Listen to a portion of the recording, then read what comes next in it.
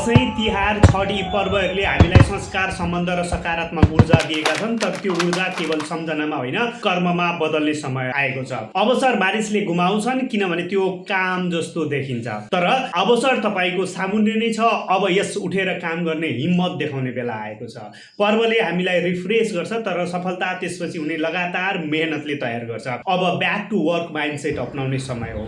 उठ्नुस्, ब्रह्म मुहुर्तमा बनाउनुहोस् तालिका र काममा फोकस हुनुहोस्। त्यो नै तपाईको सफलताको फर्मुला हो।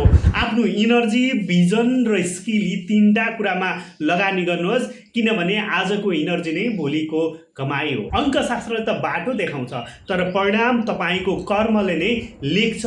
पैसा र सफलता एक्सन खोज्छ, बहाना होइन। अब निर्णय लिनुहोस्, पर्व सकियो, कर्म सुरु भएको छ। महात्मा गान्धीले भनेका थिए, भविष्य तपाईले भोलि गर्ने योजनामा होइन, आजको कर्ममा निर्भर हुन्छ। त्यसैले आजैबाट कर्म सुरु गर्नुहोस्। कर्मको पर्व तपाईको सफलताको यात्रा।